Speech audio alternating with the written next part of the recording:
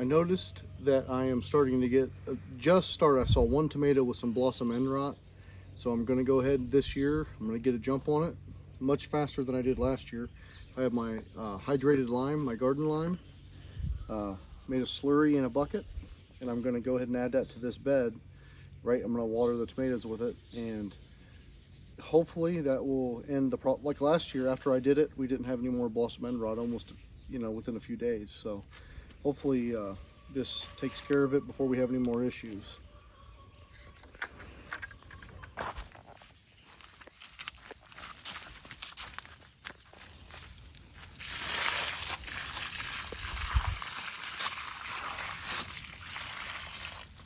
We'll go ahead and do these two just as is.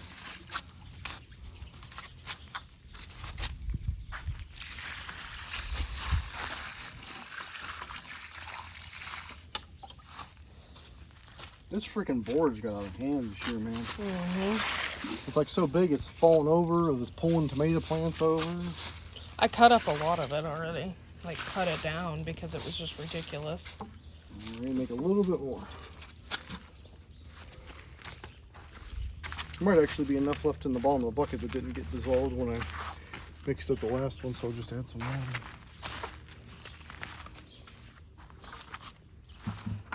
And you can find the lime at any of your garden centers. Just look at the back panel and you'll see how many different types of calcium and how high the percentages are. It's a lot of calcium in there. It's not a permanent fix for your situation, but it's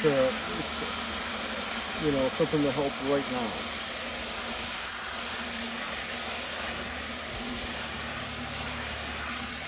For some reason, it's always on this end of the beds closest to the house that we have the issue with the blossom end rot. Because my plants on the other end, I don't have any, but I'm going to go ahead and give it to them anyway. I'm not sure if it's because the garden kind of slants that way, because maybe things run off that way. I don't know.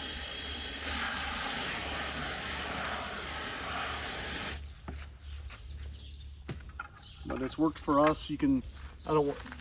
I can't remember exactly how much they tell you to put in the bucket. I just put a little bit in there and diluted it. But if you look online, they'll show you how much you should put for your dilution.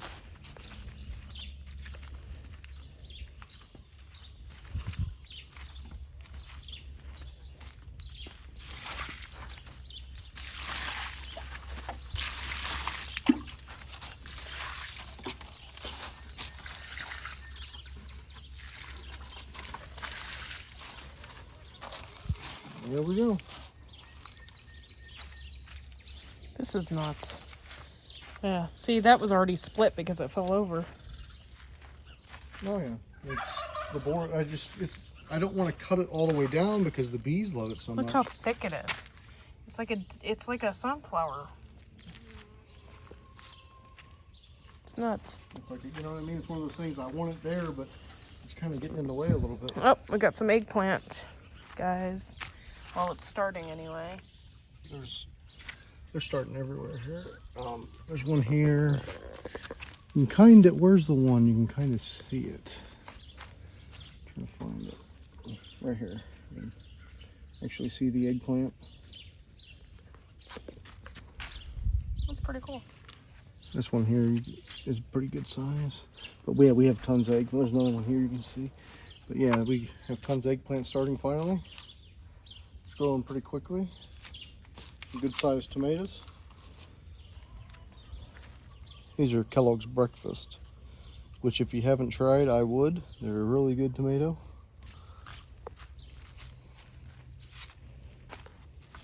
Carrots are doing well. I'm sowing cabbage for the fall. I'm over sowing it, and I'm going to thin it out. One, because we had some seeds that overpacked due to low germination rate, and that was 3 years ago. It was so I oversowed that. We got 2 rows of red cabbage. I'm going to protect this worm from drying out, and 1 row of the regular green cabbage. But I pulled the lettuce out of here. I amended the soil, and now I'm going to wet the soil and then put the shade back over to protect it from the heat to help this stuff germinate, because it's getting kind of hot out. And that'll help with the germination, having it in the shade. Fabulous.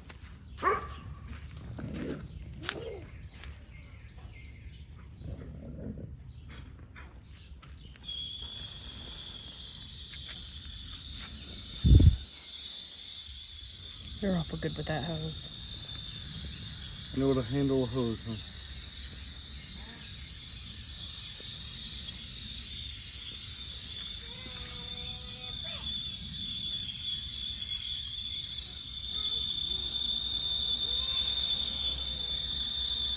Now whenever you come out here to water, just spray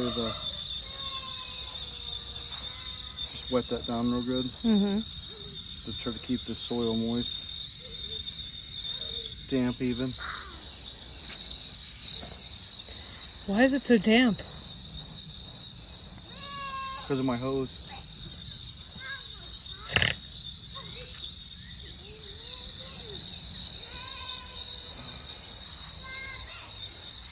Hey!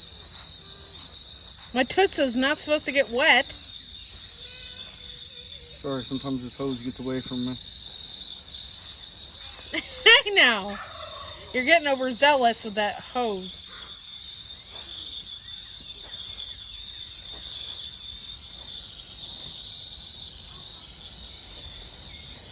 Hopefully we get cabbage in here. I'm excited about it. Cabbage is probably one of my favorite vegetables. I like the red cabbage. I don't know. Maybe in years to come I'll get a hybrid cabbage and we'll plant 2 rows and the bigger stuff of cabbage. But till then, this is what we got. This is what we're using. And I'm excited about that. Start thinking about your fall garden and what you plan on planting, guys. This is for the fall. Only a few months away.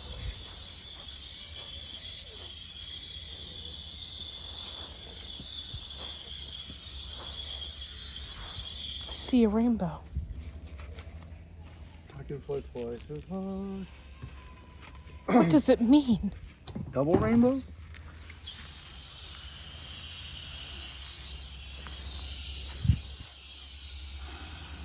Okay, so far what a day.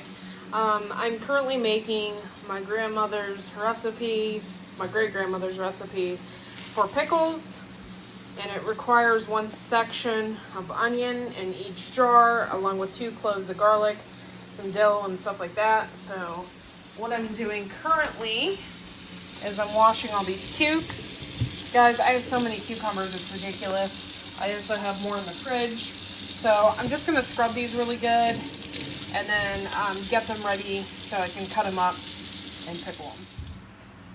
These are all the cucumbers I got this year so far. I still have some plants out there that are not looking so hot, so we'll see if I get more. But we will be making pickles out of all of these. What do you think? It's pretty cool. This slicer we have does this wavy cut like some of the pickles that you buy. I think that'll be kind of cool, and it's cutting them nice and thick. Where did we get the slicer? At the Walmarts. At the Walmarts. And you know what? It didn't cost $80 like the one at Lehman's did. Well, one Lehman's was $60, and you couldn't do any of this stuff with it. No. So. But look at that. Oh, look at that. They're delicious. Just be careful when using any kind of mandolin slicer. Stop before you get your fingers near it. Don't get sidetracked and get wild. It comes with a thing, but the thing is too big. You couldn't really use it cucumbers. for cucumbers. Yeah. Just use your brain. Like that's all the closer I'm getting. Probably looks terrifyingly close on the video. No worries, because our birds eat the end. We cut them up real fine for them. They just love a fine cut cucumber. What? Our birds, you know. Oh, man down. We already got some hot jars ready to go, and I'm gonna make my brine. Okay, so I didn't grow any dill this year, but I do have some dill in one of my jars, so I don't have to worry about that. So I need 2 quarts of water, 1 quart of vinegar, and a half a cup of salt. And I need 1 slice of onion, 2 cloves of garlic, and then a stalk from fresh dill, which I already have in the thing. So pack washed pickles, stems end up, in sterilized jars. We are not going to do it that way because we already had cut them. Let the water, vinegar, and salt come to a boil and pour over the pickles, to which 1 onion slice, 2 garlic cloves, and dill have been added for each quart. Seal tightly. Let it stand at least a month before opening. Boom. Okay, so there is a reason why you use canning pickling salt when you're making pickles. If you use regular salt, it has iodine in it, and it will make your pickles look gross. So don't use it, or you will never eat your pickles.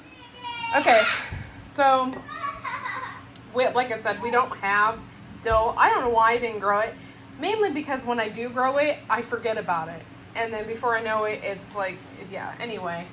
I have some dill sprinkle stuff, so we've been putting that in the jars. And then what we're also doing here is, I don't know if you can see it, but at the bottom there's some slivered onions and some garlic and all that good stuff at the bottom. About halfway I put more onion and more garlic. But that's what's gonna make them freaking delicious. Dude, we had these like a couple years ago, and it literally took us an entire year to eat these pickles. But they were really, really good. We did a lot of them. We made a lot of them. Yeah, we didn't. They're not canned. They're refrigerator pickles. But they're delicious. So, yeah, so that's what we're gonna do with all of my cukes. And if you look over here, I'm making my brine. I'm waiting for it to heat up. I put 2 quarts of water, 1 quart of vinegar, and a half a cup of salt in here. And it has to be canning salt. And now I'm just waiting for it to heat up. Once it heats up, then we get them poured over the pickles. And I might have to do this a couple of times because obviously we have more jars, more pickles than we have water and content. So we're going to have to do this a couple times. So I have my brine. It already came to a boil. Like all the salt is dissolved, and that's all that really matters. So I'm going to go ahead and funnel it in.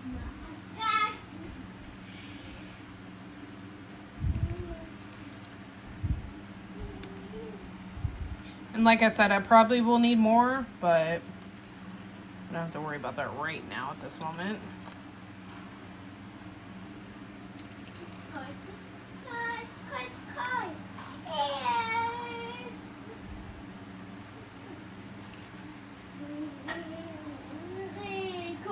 I want to make sure that it's covered.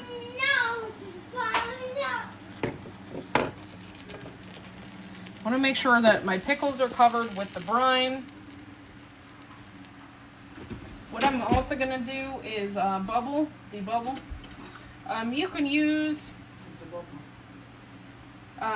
pretty much anything to debubble. But I'm going, oh my gosh, my son.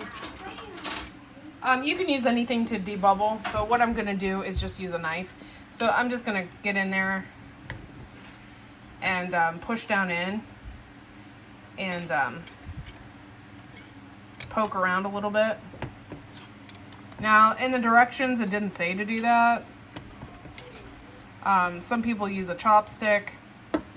Whatever. It's whatever you can use to get in there to debubble. Because you don't want to have, like, space in between. And sometimes it gets, like, these air pockets, and you don't want that. So, just kind of loosen it up a bit. And if that's is the case, you will need more brine, because what it does is it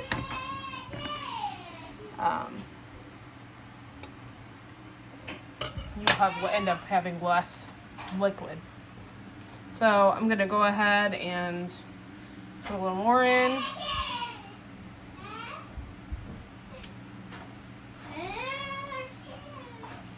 And yeah, there we go.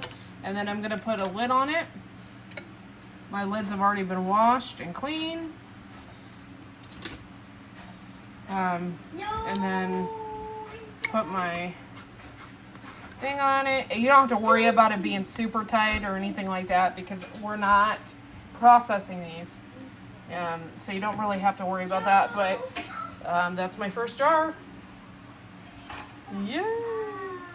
Okay, so we made our pickles. Everything looks really good. And the process was super easy. I didn't have enough in this jar, but pickled onions are actually really good and good to put on hamburgers and stuff. So I cut up a lot of onions and just put a bunch of them in there. But for the most part, all these are really packed really well. And they just have to sit now to be pickled. And this is one of those rebel recipes like Tammy would know about. This is from a newspaper clipping that her great grandmother had this recipe, and there's no processing on them. We didn't water bath them. We just put the hot brine in the hot jars, and they say to just leave them sit on the shelf like that. We're going to put them in the refrigerator except for one jar, and we're going to do an experiment. I'm going to side by side taste test to see the one that was in the refrigerator and the one that sat on the shelf. Either way, I don't know. When I tasted these pickles, they were crunchy, they were crispy. I know a lot of people have issues when they make pickles. They're like soggy and not good and whatnot.